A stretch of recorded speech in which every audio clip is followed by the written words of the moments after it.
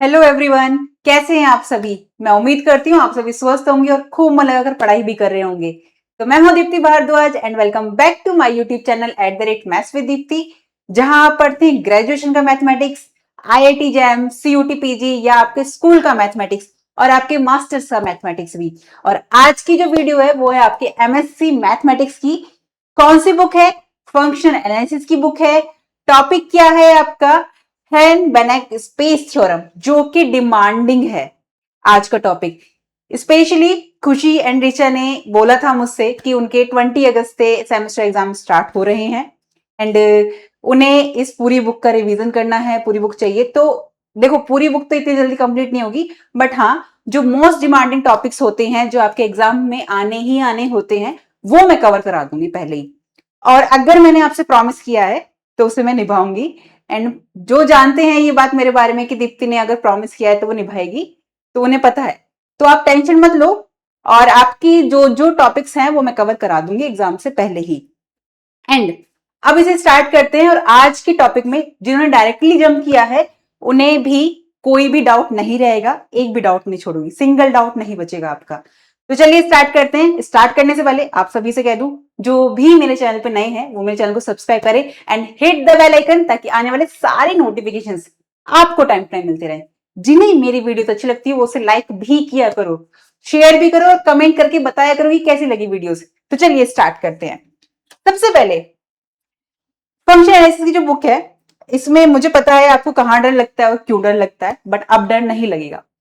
अगर मैं बेनेक स्पेस की बात करूं, क्योंकि हमारा टॉपिक आज का बेनेक हेन बेनेक स्पेस है, तो ये जो बेनेक स्पेस होता है हमारा, ये पूरी इस वीडियो की, या यूं कहूं ये जो बेनेक स्पेस है, ये हमारा फंक्शनल एनालिसिस का सेंटर है। नॉन लीनियर स्पेस और बेनेक स्पेस, ये ही पूरे की पूरी जान है इस टॉपिक की, इस पूरी बुक की।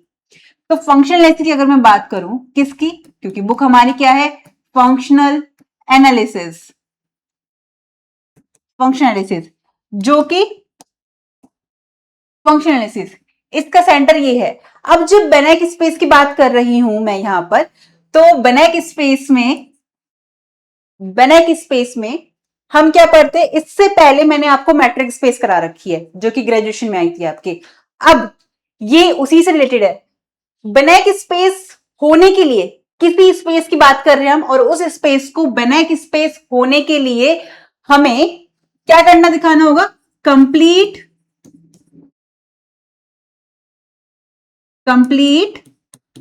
Matric space. अब कंप्लीट मैट्रिक स्पेस की बात कर रहे हैं इसमें।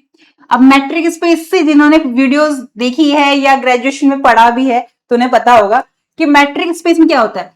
एक एक स्टेप बताऊंगी, अपना कॉन्सेंट्रेशन बोर्ड पे बनाए रखना, ठीक है? स्किप मत करना, वरना अगर आपने आगे बढ़ाने की कोशिश करी तो ये कॉन्सेप्ट रह जाएगा। अब मैट्रिक स्पेस में क्या होता था जब हमने पढ़ा है? हम उसमें डिस्टेंस पे बात करते हैं, राइट? अब इसमें जो हम डिस्टेंस में बात कर रहे हैं, मैं क्रिस्प में प्रिसाइजली आपको सारा कंप्लीट करा रही हूं।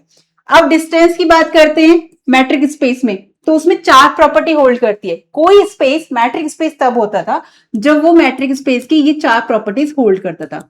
मैं यहाँ पे वो चारों प्रॉपर्टीज को कंप्लीट नहीं करा रही हूं। मैंने मैट्रिक स्पेस का टॉपिक करा रखा है ऑलरेडी, और आपने ग्रेजुएशन में पढ़ा होगा तो आपको ये पता भी होगा। नहीं पता, लिंक डिस्क्रिप्शन बॉक्स में मिल जाएगा, वहां जाके चेकआउट कीजिएगा। अब क्योंकि मैट्रिक स्पेस की बात कर रहे हैं, अब इसमें जब हम बात करते हैं ना, हम करते हैं वेक्टर्स पे बात करते हैं, और वेक्टर्स का भी वेक्टर स्पेस। अब हम सभी वेक्टर के बारे में जानते हैं। वेक्टर भी डिस्टेंस को बताता है हमारी, और साथ में वो डायरेक्शन भी बताता है। तो बेनेक स्पेस यानी फंक्शनल में जो हम बेनेक स्पेस पढ़ेंगे उसमें वेक्टर स्पेस पे बात करेंगे। अब वेक्टर स्पेस से फिर ग्रेजुएशन का टॉपिक आ गया आपका, क्या? लीनियर वेक्टर स्पेस या लीनियर स्पेस जो हम बोलते थे। तो ये हमारा किस पे काम करता था? लीनियर वेक्टर स्पेस की अगर मैं बात करूं, ये करता था हमारा ग्रेजुएशन के टॉपिक्स पर। जैसे कि अगर मैं यहां लिखूं आपको, इसमें अगर मैं यहां पर आपको बताना चाहूं कि इसके लिए हमें वेक्टर की बात कर रहे हैं, तो कंप्लीट मैट्रिक स्पेस दिखाने के लिए बेनेक स्पेस को कंप्लीट मैट्रिक स्पेस दिखाने के लिए हमें क्या कहना होगा? Norm linear vector space, right? ये अब इसमें भी क्या करना है हमें? एज अ रिवीजन के तौर पर करा रही हूं मैं आपको यहां पर। अगर आपको इसकी और डिटेल में वीडियोस चाहिए तो आप कमेंट सेक्शन में बता दीजिएगा मुझे, ठीक है? क्योंकि इन शॉर्ट में अभी आपको रिवीजन करना है एग्जाम पॉइंट ऑफ व्यू से, तो ये बताना इंपॉर्टेंट है आज की थ्योरम कराने से पहले। अब लीनियर वेक्टर स्पेस की अगर हम बात करें, जिन्हें पता होगा लीनियर वेक्टर स्पेस क्या होता है, हमने ग्रेजुएशन में पढ़ा, ग्रुप थ्योरी पढ़ी है हमने, राइट? सारी बुक का निचोड़ है इस फंक्शनल एनालिसिस में, ग्रुप थ्योरी पढ़ी है हमने, एंड साथ ही साथ इसमें हमने क्या पढ़ा? वेक्टर स्पेस, जिसे हम क्या कहते हैं? Linear vector space. और इसके लिए हमें क्या करना होता था कि किसी भी स्पेस को अगर हमें ग्रुप थ्योरी में या फिर लीनियर स्पेस में, अलजेब्रा में हमें लीनियर वेक्टर स्पेस दिखाना है, तो वो 10 प्रॉपर्टीज को हम होल्ड कराते थे, राइट? जिसमें हमें उसे ग्रुप दिखाना होता है, एडिशन, मल्टीप्लिकेशन, और एक बाद में दोनों का कॉम्बिनेशन लेकर करते थे, वो सारी प्रॉपर्टीज होल्ड होती थी। अब लीनियर वेक्टर स्पेस एक ऐसा स्पेस जो लीनियर वेक्टर स्पेस है, इट मीन सारी चारों प्रॉपर्टीज को होल्ड कर रहा है, और वो नॉर्म भी है। क्या है? नॉर्म। अब नॉर्म का मीनिंग क्या होता है? नॉर्म का मीनिंग, क्योंकि हम जो फंक्शनल एनालिसिस में बात करेंगे वो हम रियल नंबर पे बात करेंगे, एंड हम किस पे बात करेंगे? कॉम्प्लेक्स नंबर पे बात करेंगे। तो नॉर्म, अगर मैं रियल नंबर की बात करूं तो लेंथ होती है, नॉर्म का सिंपल सा मीनिंग लेंथ है। अब अगर रियल नंबर पे बात करें तो रियल नंबर में नॉर्म क्या होता है? Norm of x. कोई एक्स है, नॉर्म ऑफ एक्स। अगर मैं रियल नंबर पे बात कर रही हूं तो उसका मीनिंग है मॉड ऑफ एक्स। अगर मैं कॉम्प्लेक्स नंबर पे बात कर रही हूं तो नॉर्म ऑफ जेड, क्योंकि जेड से डिनोट करते हैं complex number, Z is equal to X plus iota Y, तो it means mod of Z आएगा, और मोड ऑफ जेड की वैल्यू क्या है? X plus iota Y. अब मॉडुलस निकालते हैं तो इट मींस क्या होता है मॉडुलस हमारा? Square root of x square plus y square. तो ये तो हो गया कॉम्प्लेक्स में हमारा नॉर्म का मीनिंग, और रियल नंबर पे ये हो गया मॉडुलस। तो अब इस पूरे बेनेक स्पेस की जो डेफिनेशन है वो ये कहती है हमसे, ये समझना इंपॉर्टेंट था, बेनेक स्पेस की थ्योरम ये कहती है डेफिनेशन कि एक non linear vector space means एक ऐसा वेक्टर स्पेस, कैसा वेक्टर स्पेस? जो ग्रुप थ्योरी और वेक्टर स्पेस की वो सारी प्रॉपर्टीज होल्ड कर रहा हो 10 की 10, एक ऐसा स्पेस जो नॉर्म भी हो, जो अपने आप में क्या रखता हो? वेक्टर। एक ऐसा वेक्टर जो लीनियर वेक्टर स्पेस हो और नॉर्म भी हो, यानी लेंथ पे बात कर रहे हैं हम, तो नॉन लीनियर वेक्टर स्पेस हमारा बेनेक स्पेस तब कहलाएगा जब वो कंप्लीट होगा, जब वो कंप्लीट होगा। अब यहां पर कंप्लीट की क्या बात है? अगर जिन्होंने ये पढ़ा है कि मैम कंप्लीट मैट्रिक स्पेस, जो कि मैंने आपको कवर कराया है, तो यहां बता दूं किसी भी स्पेस को कंप्लीट मैट्रिक स्पेस तब बोलते हैं जब उस स्पेस में हमें कोशी सीक्वेंस लेते हैं। क्या लेते हैं? Cauchy sequence. ये कलर, हाँ, कोशी सीक्वेंस लेते हैं अगर हम, और ये कोशी सीक्वेंस हमारी क्या करती? कन्वर्स करती है। किस में कन्वर्स करती है? उसी स्पेस में। जिस पॉइंट पे कन्वर्स करेगी वो पॉइंट उसी स्पेस में आना चाहिए। अगर ऐसा होता है तो वो स्पेस कंप्लीट होता है। अब पूरी डेफिनेशन क्या है इस फ्लो चार्ट से समझो। बेनेक स्पेस वो होता है जहां एक लीनियर वेक्टर स्पेस, एक वेक्टर स्पेस की बात कर रही हूं, वो लीनियर है, यानी नॉन लीनियर वेक्टर स्पेस है, यानी चारों 10 की 10 प्रॉपर्टी होल्ड कर रहा है, वो नॉर्म भी रख रहा है। तो एक non linear vector space is called a Banach space इफ every Cauchy sequence, every Cauchy sequence in this space, every Cauchy sequence in this space have मतलब कन्वर्जेंस। किस पॉइंट पर करेगी कन्वर्जेंस? जिस पॉइंट पे कन्वर्ज कर रही है वो पॉइंट इसके अंदर ही आना चाहिए, तब उस स्पेस को मैं बेनेक स्पेस बोलूंगी। और अगर इन और छोटा करूं तो कोई भी स्पेस मेरा बेनेक स्पेस तब होगा जब वो कंप्लीट होगा, कंप्लीट मैट्रिक स्पेस होगा। तो ये सब समझ में है, मैट्रिक स्पेस का सबसे बड़ा रोल है, और पूरी मैट्रिक स्पेस की बुक मैंने कवर करा रखी है, एक टॉपिक कंप्लीट, कोची सीक्वेंस, ठीक है, ये डिस्टेंस करना मैट्रिक्स स्पेस के हर तरीके से, ये सब कवर करा रखा है मैंने। तो अब आगे बढ़ते हैं मेन टॉपिक पर, जो कि आज की थ्योरम थी हमारी, और थ्योरम थी हमारी हैन बेनेक स्पेस थ्योरम। हैन बेनेक से मीनिंग सिर्फ इतना है, हैन बेनेक एक साइंटिस्ट का नेम है, बेनेक अलग है, स्टीफन बेनेक, और एक हैन हैन करके साइंटिस्ट है, उन दोनों ने मिलकर इस थ्योरम का को दिया है। तो इस थ्योरम का स्टेटमेंट हमारा क्या कहता है, हमारा स्टेटमेंट है इस थ्योरम का कि लेट एम, एम क्या है, एक लीनियर सब स्पेस है। सब स्पेस क्या होता है हम सभी जानते हैं, और मैंने मैट्रिक्स स्पेस में कवर करा रखा है। Let M be a linear subspace, linear subspace of a normed linear space N. मेरे पास एम कोई लीनियर सब स्पेस है और एक नॉन लीनियर स्पेस का, and let F be a functional defined on M, then F can be extended to a function F naught on the whole space and such that this norm of F is equal to norm of F naught। अगर आपको ये theorem समझ नहीं आई तो मैं इसे समझाती हूँ डायग्राम के थ्रू। कैसे, मेरे पास एक हाँ ठीक है, मेरे पास एक, कलर चेंज कर लेते ना, मेरे पास ये एक एन, नॉन लीनियर स्पेस की बात कर रहे हैं ना, ये नॉन लीनियर स्पेस है एन, ये नॉन लीनियर स्पेस है। अब इसी के अंदर मेरे पास एक स्पेस है, सब स्पेस की बात कर रहा है एम, ये मैंने एम ले लिया, ये मेरे पास एम सब स्पेस है, राइट। अब इसने कहा है कि जो एन पर, एन पे जो फंक्शन डिफाइंड है, M be a linear subspace of non linear space N, यहां पर एन में है, ठीक है, and let F be a functional defined on M, इस एम पर एक फंक्शन डिफाइंड है एफ। अब फंक्शन क्या होता है हम सभी जानते हैं, इस एम पर एक फंक्शन एफ डिफाइंड है, can be extended to a function f naught, जो कि एक्सटेंड हो रहा है किसी एफ नोट फंक्शन पर on the whole space N, और वो जो एफ नोट फंक्शन होगा वो पूरे होल स्पेस एन पर डिफाइंड है। अगर ऐसा है तो such that norm of f is equal to norm of f naught होगा।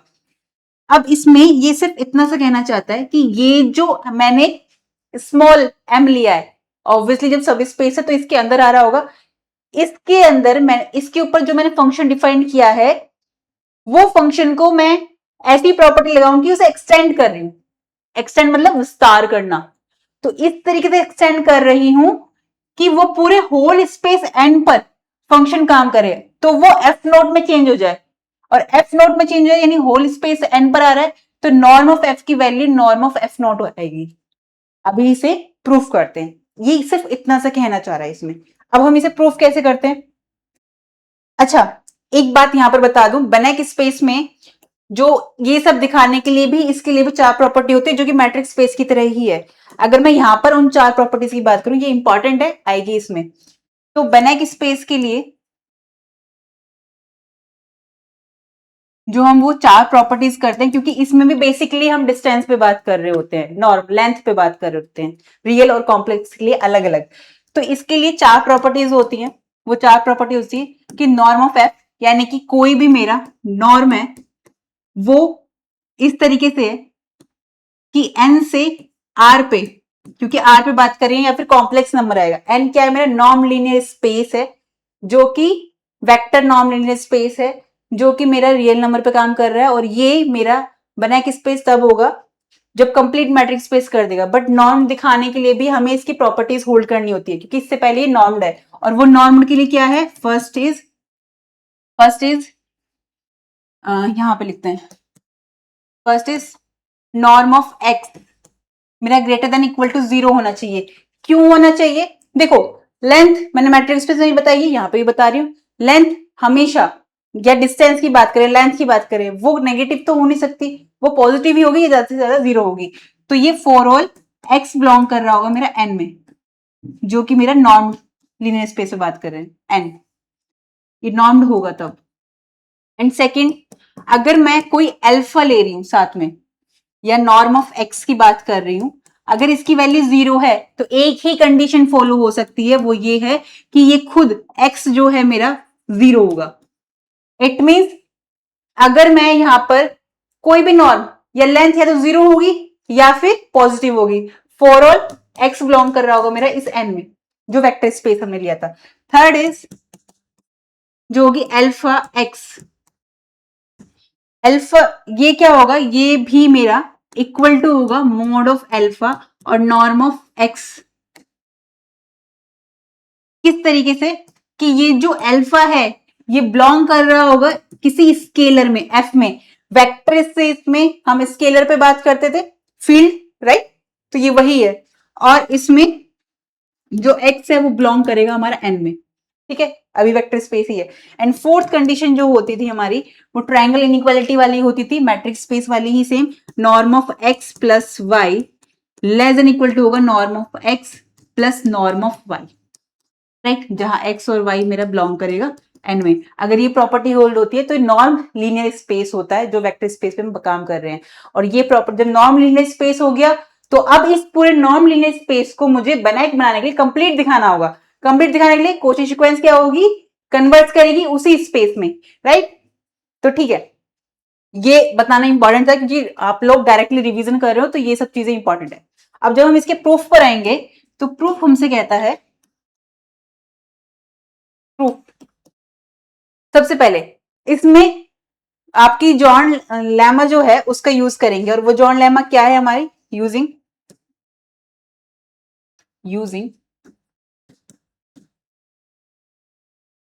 जॉन्स लेमा, ठीक है।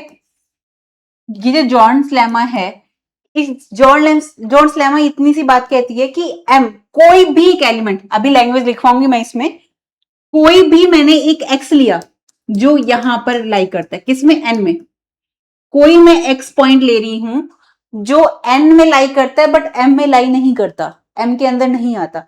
इट मींस अगर मैंने एक फंक्शन एफ डिफाइन किया है जैसा कि हमें स्टेटमेंट में कहा गया है, जो लीनियर सब स्पेस है इस पर एफ डिफाइन किया गया है, उसके बाद मैं एक एक्स एलिमेंट ले रही हूं जो कि एन में आ रहा है और एम में नहीं है, उसे ऐड करती हूं तो ये एक्सटेंड हो रहा है।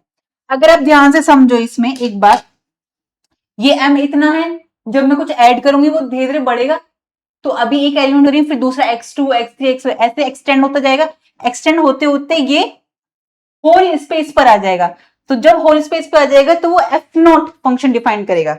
तो हमें इस पे ये काम करना है कि जब ये एक्सटेंड करेगा तो एफ की जो जो प्रॉपर्टीज है एक्सटेंड करने पर चेंज नहीं होगी, प्रिजर्व रहेगी, या हिंदी में कहूं तो संरक्षित रहेगी।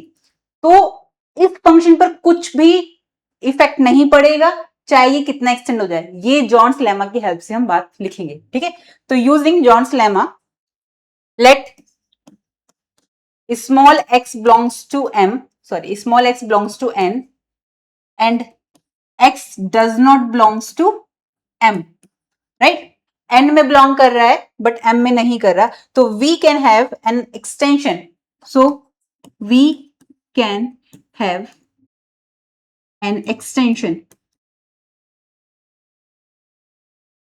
right, हम एक एक्सटेंशन लेंगे ऑफ m पर, ऑफ m, m का एक्सटेंशन लेंगे इस तरीके से, on extension m on m plus मैंने वो एक एलिमेंट लिया, ऐड किया, वो एलिमेंट मैंने ऐड किया इसमें, क्योंकि इस m में जैसे मैं ये एलिमेंट ऐड करूंगी तो ये एक्सटेंड होगा, है ना। तो ये मैंने m प्लस x लिया सच दैट, इस तरीके से, सच दैट कि मेरे पास जो f है, ये जो नॉर्म ऑफ f आ रही है मेरी is preserve, norm of f is preserve, right, इस पर कोई भी इफेक्ट नहीं पड़ेगा फॉर एक्सटेंशन। ये हमारी जॉन्स लेमा कहती है, ठीक है। तो अब इसी का यूज करके हमें ये प्रूफ करनी है। तो अगर हमें देखो इसमें मुझे क्या शो करना है, अगर हम यहां से देखिए, नाउ कंसीडर, क्या कंसीडर करना है हमें, कंसीडर, मैं एक सेट ले लेती हूं इसके अंदर, जो सारे के सारे एक्सटेंशन को, जितने भी सारे सारे एक्सटेंशन आएंगे ना इसमें, उन सबका कलेक्शन ले रही हूं और उस कलेक्शन का नाम मैंने लिख दिया जी सेट। की सेट ले सकते हो हम, जी सेट ले लेते हैं, इजी होगा आगे की प्रॉपर्टीज होल्ड करने में। तो मैंने एक जी सेट लिया जो सारे सारे पॉसिबल एक्सटेंशन रख रहा है एफ के ऑन ऑल सब स्पेस एन, सब स्पेस एन में। सीधी सी बात है, जितने भी पॉइंट्स में ले रही हूँ वो एक्सटेंशन का काम कर रहे हैं, तो उन सारे पॉइंट्स का, यानी कि इसमें जो आ रहे हैं उन सारे पॉइंट्स का कलेक्शन ले लिया, उसे सेट जी नाम दे दिया। और उस सेट जी को अगर मैं एन स्पेस पर काम कर रही हूं तो मुझे क्या करना होगा, उसे जो कि एम को कंटेंट कर रहा होगा, जो कि एक्सटेंड कर रहा होगा। चलो मैं लैंग्वेज लिख के बताती हूँ आपको। Now consider, consider the set G of all possible extension on n, all possible extension of f, extension of f। Consider करते हैं सेट d को जो कि ऑल पॉसिबल एक्सटेंशन है ऑफ f पर, on all the sub spaces, on all the sub spaces of n। ठीक है, इस n के सब स्पेस के लिए। तो नाउ पेन चेंज कर देती हूँ। तो नाउ मैं यहां पे ले सकती हूँ जो कि कंटेन कर रहा होगा, ये भी तो लिखना जरूरी है, which contain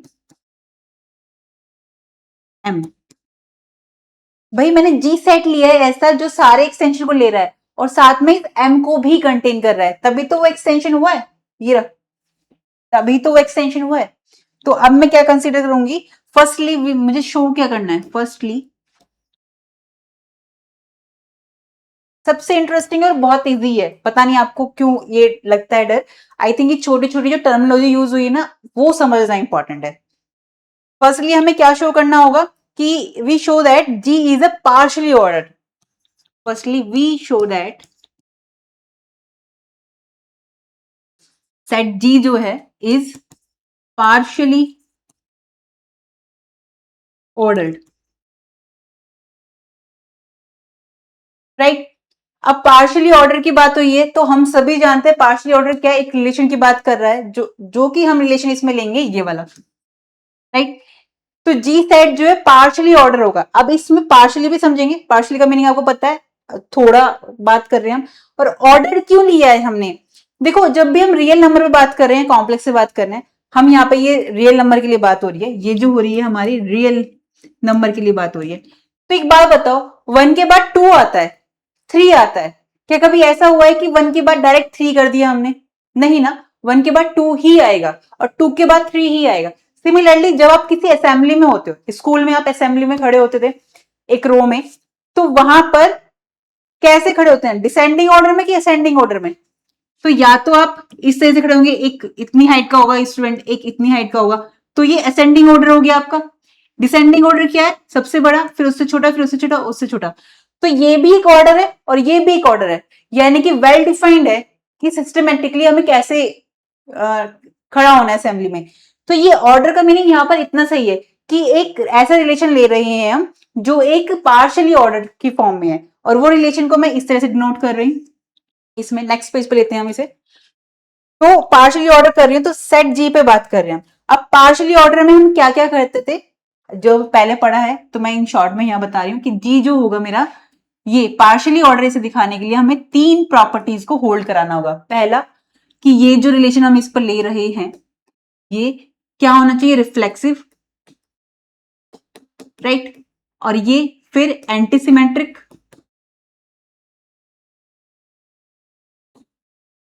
and third is transitive,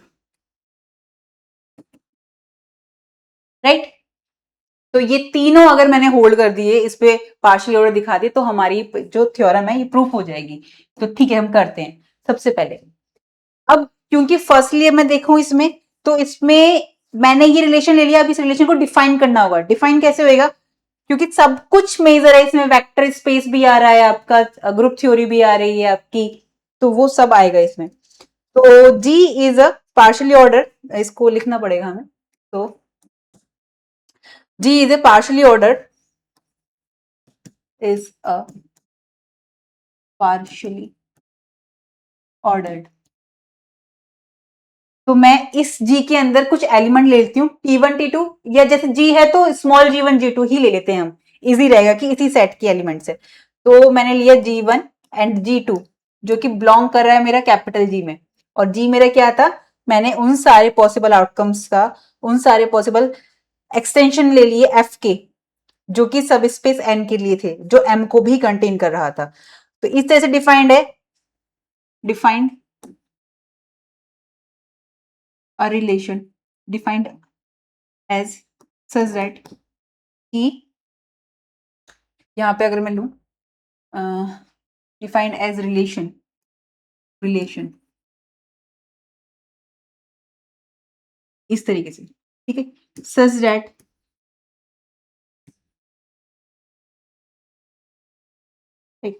किस तरीके से, G1 and G2,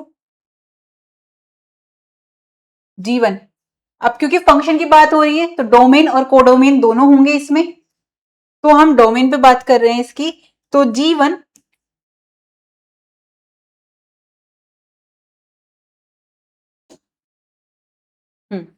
G1 less than equal to, यानी कि ये रिलेशन है की बात कर रहे हैं, ऑर्डर्ड पार्शियली ऑर्डर रिलेशन की बात करें, G1 G2 इस तरीके से डिफाइन है, सच दैट इस तरह से डिफाइन है, इट मीन्स कि डोमेन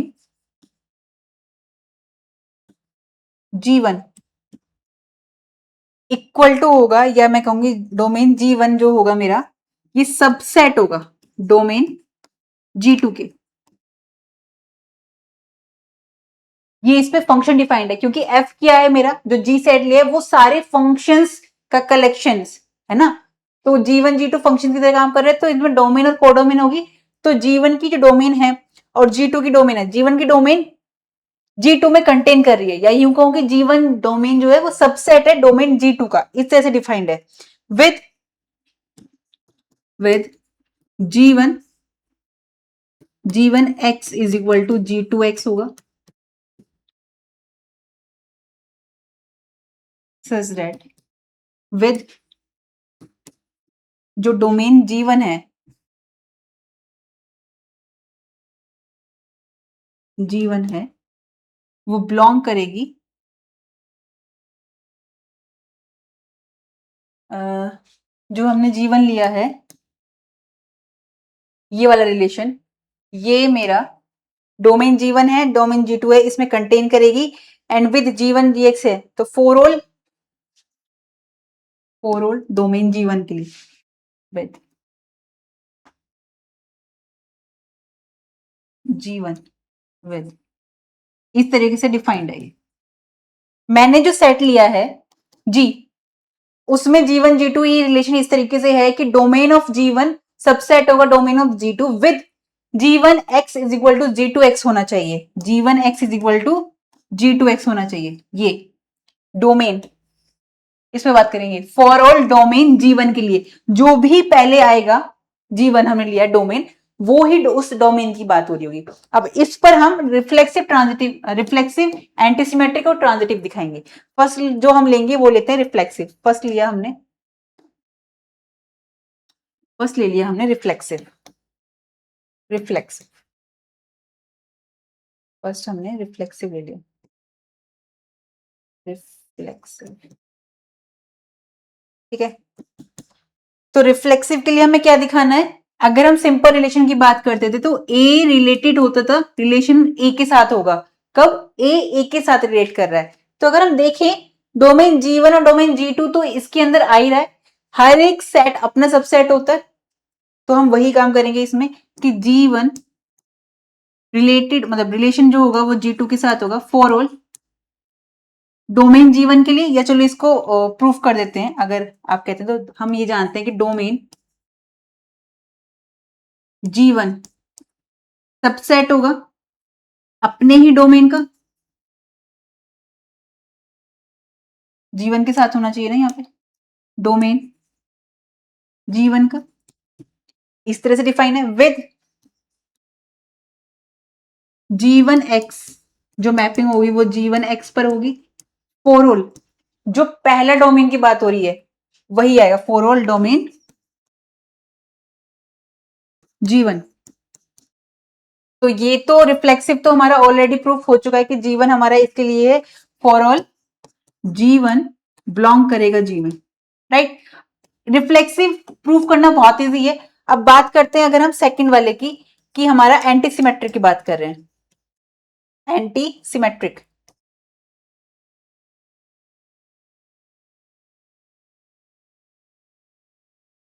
एंटी सिमेट्रिक में क्या होता था, सिंपल रिलेशन अगर मैं बताऊं यहां पर, तो अगर ए रिलेट कर रहा होता है हमारा बी से एंड बी रिलेट कर रहा है ए से, तो इंप्लाइज दैट ए रिलेट करेगा, तो implies that a is equal to b होगा ही होगा। ये एंटी सिमेट्रिक की प्रॉपर्टी थी जब हम रिलेशन पढ़ते थे। यहां पर भी हम ये करेंगे। तो यहां पर लूंगी मैं G1 रिलेटेड है मेरा G2 से एंड G2 रिलेटेड है G1 से, तब हमें प्रूफ करना है कि G1 is equal to G2 आएगा। तो इसकी दोनों कंडीशन डिफाइन करते हैं हम यहाँ पे। चलो नेक्स्ट पेज पे लेते हैं, इसकी कंडीशन डिफाइन करते हैं पहले कि G1 रिलेट कर रहा है मेरा G2 से, मैं रिलेशन ले रही हूं इसको ऐसे, तो इसके लिए क्या है domain, so implies that domain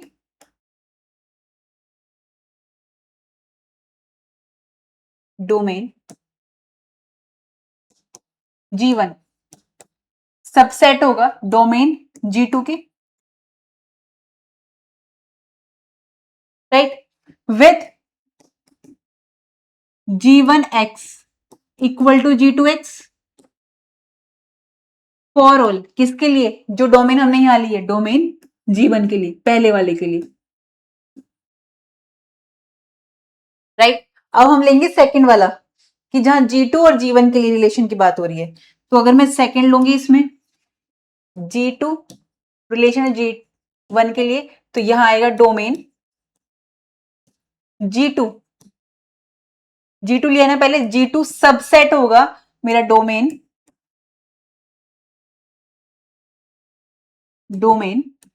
G1 के लिए विथ G2x, क्योंकि पहला ये G2x is equal to G1x for all. पहला पार्ट कौन सा था हमारा G2 के लिए, तो डोमेन G2। अगर मैं यहां पर इन्हें इक्वेशंस का नाम दे दूं, equations first and equation second, तो according to equations 1 and 2, according to equations first and second से हम क्या देख रहे हैं कि यहां से G1x is equal to G2 आया है और G2x is equal to G1 आया है। एंड अगर इधर भी हम देखें तो डोमेन G1 डोमेन G2 में आ रही है, और सेकंड में देखिए डोमेन G2 सबसेट है डोमेन G1 का। तो जब दोनों ही एक दूसरे के सबसेट हैं तो इट मींस वो दोनों आपस में इक्वल होंगे। तो यहां से मैं क्या कह सकती हूँ, कंक्लूजन हमारा क्या निकलता है कि डोमेन मतलब G1x domain G1 equal to domain G2 आ गई। तो यहां से मैं बोल सकती हूं, क्या कह सकती हूं मैं, कि यहां से अगर मैं देखूं तो यहां से हम बोल सकते हैं देयरफॉर, इसे डायरेक्टली लिख सकते हैं। क्या हो रहा है आज, तो यहां से मैं डायरेक्टली लिख सकती हूं G1 इक्वल टू G2 के लिए आ गया, ये हमारा इंप्लाइज हो गया for all G1 and G2 belong करता है मेरा G में, राइट। तो नाउ अब हम क्या करेंगे, अब हम इसके ट्रांजिटिव प्रॉपर्टी को होल्ड कराएंगे, right. Third property is transitive, ये वाली बात क्लियर हो गई इसमें।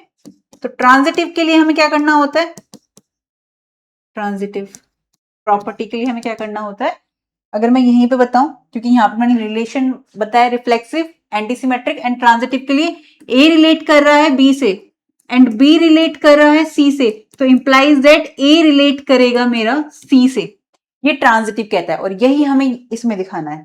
तो यहां पर मैं लूंगी G1 मेरा रिलेट कर रहा है, जो कि हमने सिंबल लिया है यहां पर ये वाला G2 से, एंड G2 मेरा रिलेट कर रहा है, ये रिलेशन रख रहा है G3 के साथ। देन इनकी डेफिनेशन देखते हैं। अकॉर्डिंग टू दिस वाली डेफिनेशन, G1 जब लेस देन G2 के लिए है तो डोमेन G1 सबसेट होगा डोमेन G2 के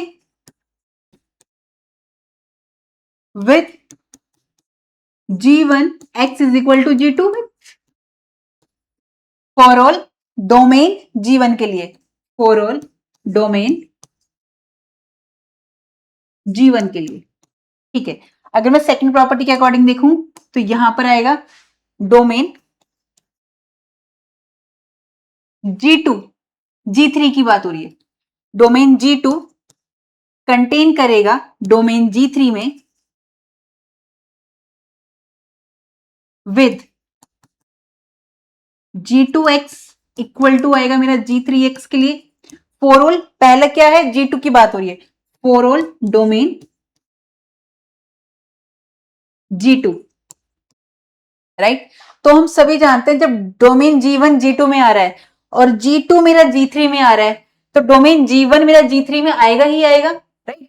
ये ऐसी तो बात हो गई कि डोमेन, इन शॉर्ट में लिख लूं G1 मेरा कंटेन कर रहा है डोमेन G2 में, और डोमेन G2 जो मेरा आ रहा है डोमेन G3 में आ रहा है।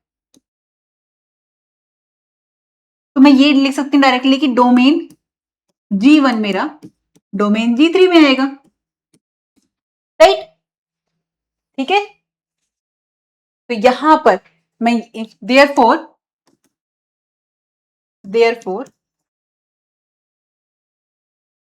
क्या आएगा मेरा, डोमेन G1 कंटेन कर रहा है मेरा डोमेन G3 में with G1X with G1X equal to G2X, G2X नहीं G3X आएगा, ये ध्यान रखना है, G3X for all domain G1 की बात हो रही है, डोमेन G1। तो ये कौन सी प्रॉपर्टी हो गई कि G1 less than equal to G3 हो गया, G1 less than equal to G3 हो गया, और यही हमें दिखाना था इसमें ट्रांजिटिव में, है ना। ये देखो अगर G1 लेस देन G2 है और G2 लेस देन G3 है तो G1 लेस देन होगा G3 के लिए, तो हम यहां पे लिख सकते हैं for all G1 G2 and G3 किसमें बिलोंग करते हैं, G में। तो ये ट्रांजिटिव भी हो गया। अब यहां से हमने देखा कि ये हमारा जो G सेट लिया था वो क्या हो गया, proof, hence G is G is partially ordered, क्योंकि हमने इसमें रिफ्लेक्सिव, एंटीसिमेट्रिक और ट्रांजिटिव तीनों दिखा दिया। अब बाय जॉन्स लेमा से क्या होगा, जॉन्स लेमा हमने जो यूज किया था, अब क्योंकि ये एक्सटेंशन हो रहा है, हम फिर से जॉन्स लेमा का बात करेंगे, अब क्योंकि ये एक्सटेंशन हो रहा है इसका एम का, तो मैक्सिमल एलिमेंट का मीनिंग क्या है, मैक्सिमम पॉइंट्स होंगे, वो इसके अंदर कंटेन कर रहा होगा ये अपने आप में। हमने एक ऑर्डर में भी दिखा दिया इसे, तो जब ये एक्सटेंड हो रहा है सारे एलिमेंट को कंटेन कर रहा है तो मैक्सिमल एलिमेंट इसके अंदर आ गए बाय जॉन्स लेमा से। और अगर ऐसा है तो हम यूनिकनेस पे बात करेंगे, किसके यूनिकनेस पे बात करेंगे, कि जो मैक्सिमल पॉइंट है वो इसके अंदर कंटेन कर रहा होगा, ऐसा कोई भी एलिमेंट नहीं होगा जो इससे बाहर का होगा। तो सीधी सी बात है, इससे बाहर का एलिमेंट तो हम ले नहीं सकते क्योंकि स्पेस ही हमारा इतना है, होल स्पेस में बात कर रहे हैं, इसके बाहर का एलिमेंट लेंगे तो वो क्या होगा, it just like alien, right, क्योंकि वो इस स्पेस पे बात ही नहीं कर रहे, और जब दूसरे स्पेस का होता है तो हम उसे क्या बोलते हैं, एलियन। तो वो एलिमेंट भी इस स्पेस के लिए जस्ट लाइक एलियन वर्क करेगा, जो कि हमारे लिए काम नहीं करेगा। तो यहां पर हम कह सकते हैं पार्शियली ऑर्डर है, तो बाय जॉन्स लेमा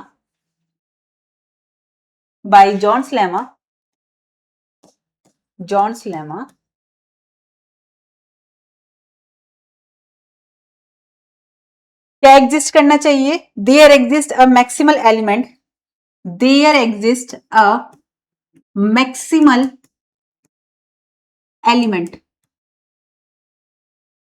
किसका, ऑफ एफ, मैक्सिमल एलिमेंट किसके लिए बात करेंगे हम? मैक्सिमल एलिमेंट के लिए यहां पर अगर मैं देखूं मैक्सिमल एलिमेंट की बात करेंगे जी में, जो कि एफ नॉट है। मैक्सिमल एलिमेंट ऑफ जी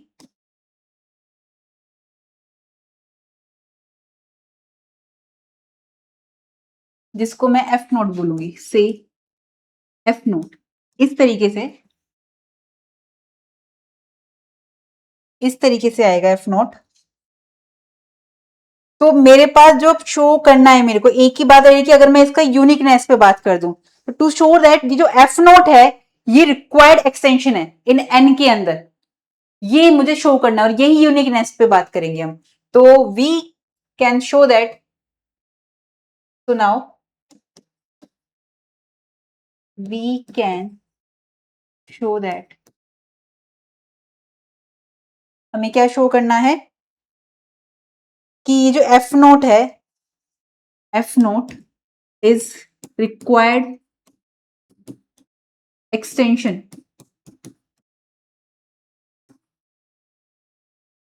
ये हमें शो करना है और इसे शो करने के लिए अगर मैं बताऊं, तो अभी हमने इसमें देखा था डायग्राम के थ्रू कि हम इसका एलिमेंट लेंगे। मान लिया वो एलिमेंट ना बिल्कुल यहाँ बाउंड्री के पास आ रहा है, मैंने वो एलिमेंट ले लिया, इससे बाहर का एलिमेंट हम नहीं ले सकते।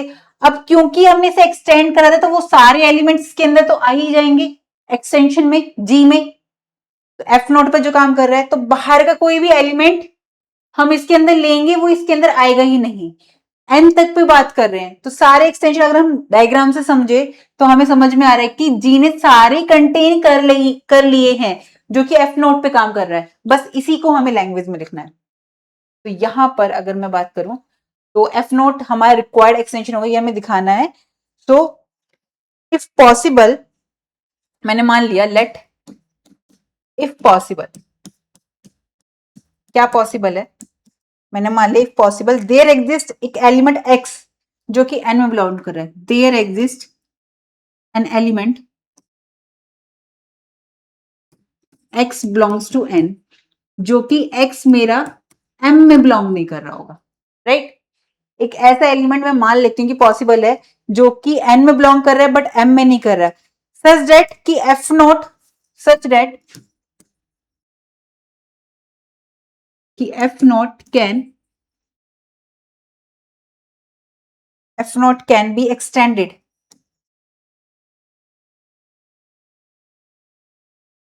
To domain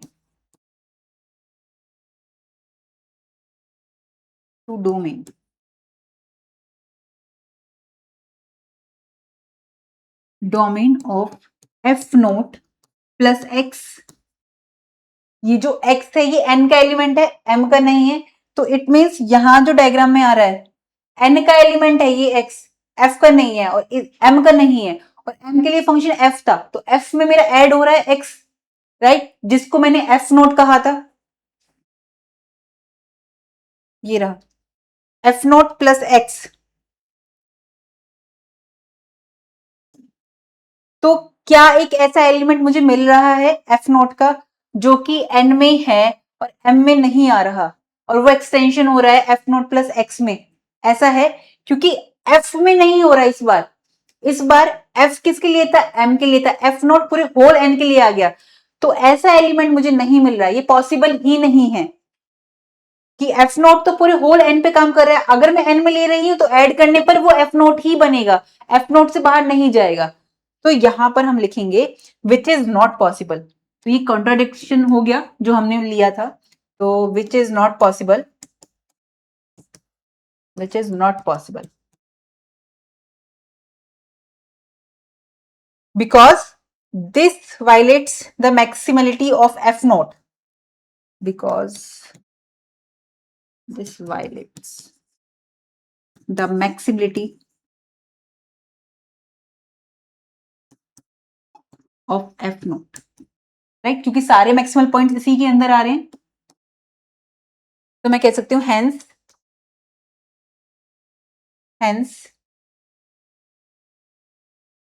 f naught is required extension f naught जो है मेरे रिक्वायर्ड एक्सटेंशन है of f to whole space N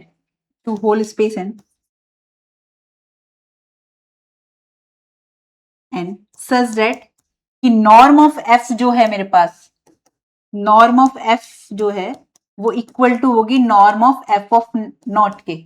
ये हमने प्रूफ कर दिया यहां पर। तो यहां पर मेरी जो ये थ्योरम है ये प्रूफ हो गई है, और लिख दो यहां पर हैंस प्रूव्ड। तो ये बहुत ही इजी थी थ्योरम वैसे तो, इसमें बस बहुत सारे कॉन्सेप्ट यूज हुए हैं। आपने अब तक ग्रेजुएशन में जितनी बुक्स पढ़ी हैं वो सारे कॉन्सेप्ट यूज हुए हैं इसमें, इसलिए आपको डिफिकल्टी फेस हो रही होगी। और आई नो कि जो मैथ्स आपकी बुक में लैंग्वेज होती है वो थोड़ी सी टफ लगती है हमें कई बार, लेकिन इसमें मैंने आपको सारे कॉन्सेप्ट समझाने की कोशिश करी है। आई होप आज के लेक्चर में आपको कोई भी डाउट नहीं होगा, और कोई भी डाउट आता है तो आप कमेंट सेक्शन में जरूर पूछिएगा, और इस वीडियो का फीडबैक जरूर दीजिएगा क्योंकि डिमांडिंग थी ये वीडियो आपकी। तो मिलते हैं हम नेक्स्ट वीडियो में। इसी बुक के जो बाकी के टॉपिक्स हैं वो भी कवर कराऊंगी मैं, आपके सारे कवर हो जाएंगे आपके, ठीक है, ऑलमोस्ट। तो मिलते हैं हम नेक्स्ट वीडियो में, तब तक आप पढ़ते रहिए, खुश रहिए। नमस्कार।